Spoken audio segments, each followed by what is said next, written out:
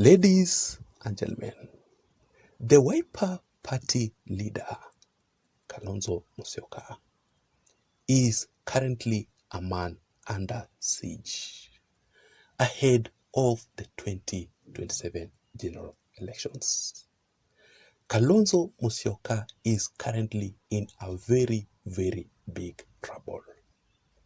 And the close political association in the recent past between Kalonzo Musyoka and the DP, Rigathi Gachagua, also with the leaked information from the media, a very, very sensitive information that was leaked about a high possibility of the DP Rigathi Gachagua and Kalonzo Musyoka to unite and work together ahead of the 2027 general elections, has also landed Kalonzo in a very, very big trouble with the former head of state, Uhuru Kenyatta.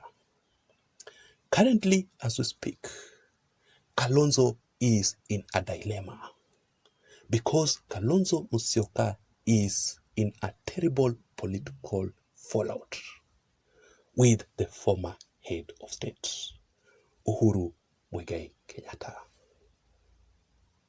For the people who have been following the politics of the Republic of Kenya very keenly, you must have come across some news just recently that since Raila Odinga made his mind to exit the Azimio La Umoja One Kenya Alliance, together with his ODM party, to support President Ruto's broad-based government, the former head of state Uhuru Kenyatta will endorse Kalonzo in 2027. So what exactly has changed? What exactly is happening here? Why did Uhuru Kenyatta change his mind very quickly against Kalonzo Musyoka? The media had already leaked this particular information like about 1 week ago on why Rigathi Gachagua and the Mount Kenya leaders allied to Rigathi Gachagua are currently courting Kalonzo Musyoka and George Natembeya ahead of the 2027 general elections. And also the article from the Taifa Leo newspaper. When you read it, it talks about all these issues very deeply. The headline is Ndoa ya Kalonzo na Rigathi yashukwa. So it turns out that there have been political meetings, secret political meetings, between Kalonzo Musyoka, George Natembeya, Rigathi Gachagua and his close allies, together with the former UDA Secretary General, Cleophas Malala. What were they planning ahead of the 2027 general elections? And that is why, immediately after President William Ruto kicked out Cleophas Malala from UDA, because Cleophas Malala was so disloyal to William Ruto, the first person to complain to William Ruto was his DP, Rigathi Gachagua. This is the statement from Rigathi, if you can still remember very well. No one consulted me on the ouster of Cleophas Malala. They evicted him at 5 a.m. This is not how a ruling party should behave. As a deputy party leader, I wanted to attend, but by 6 a.m. I was told by my people that that particular meeting is over So today, ladies and gentlemen, Cleophas Malala will be addressing the nation. He made a post from his social media accounts. Let me just show you. He says that all media are invited. Media briefing, Thursday on 15th August 2024. The time is 2 p.m. So I want us to wait very keenly what Cleophas Malala will be talking about during that press briefing. If Cleophas Malala will be unveiling a new political party, I won't be surprised if that political party will involve George Natembea and also a high possibility of the DP Rigathi Gachagua ahead of the 2027 general elections. Because the truth of the matter here is that Rigathi Gachagua currently is working closely with William Ruto. But when you read the political language, the body language of the DP very carefully, very keenly, you will understand something. That the DP is not happy in Kenya Kwanza. So his exit is looming. But the reason as to why I had to involve Rigathi Gachagua in Kalonzo Musyoka's situation, it is because of the media leaked information that they are working together. So yesterday, Uhuru Muigai Kenyatta officially kicked out Kalonzo Musyoka and his WIPER party from the Azimio La Umoja One Kenya Alliance. In a statement that I will also read for you in this analysis, Uhuru Muigai Kenyatta is on a move to endorse the former CS for Interior, Fred Matiang'i. On this move, I can support Uhuru Kenyatta 100% because one thing that I knew all along is that if Kalonzo Musyoka will be in the ballot in 2027, Kalonzo must lose against William Ruto. That is with or without the endorsement of Uhuru Muigai Kenyatta. And that is why just recently, Fred Matiang'i was in a political limelight, just to show his seriousness about his presidential bid in the 2027 general elections. Already as we speak, Fred Matiang'i has hired a Canadian lobbying firm, which is called Dickens and Madson.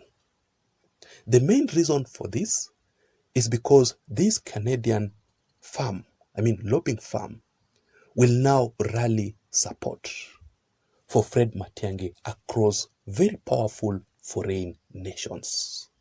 Nations like the US, the UK, and Japan.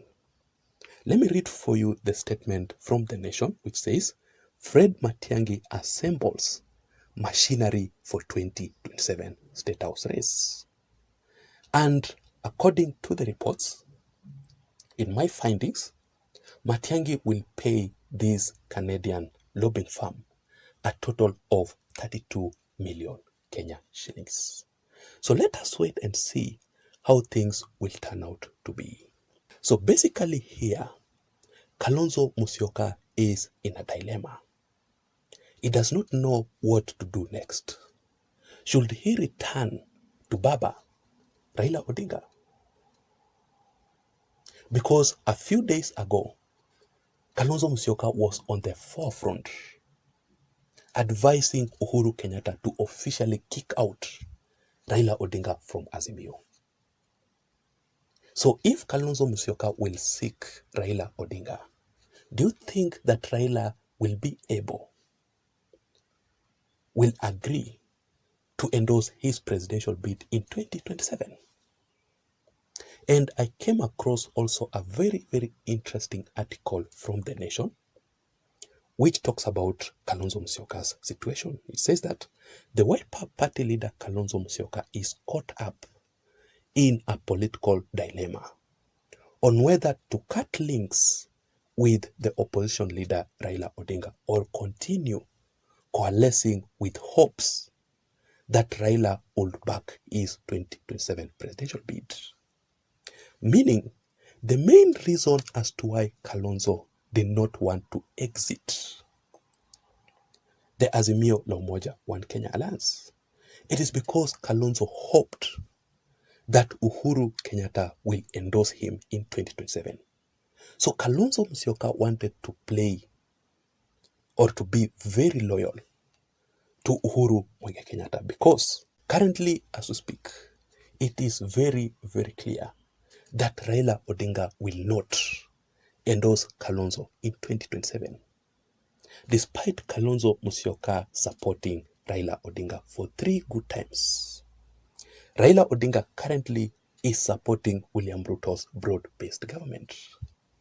And there is a high possibility, and I won't be shocked, if Raila Odinga will endorse Ruto in the 2027 general elections. That is how politics work in Kenya.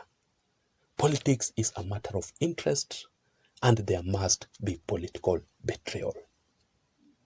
So let me read for you the statement from Uhuru Kenyatta, kicking out Kalonzo Musyoka and the WIPER party leader from Azimio.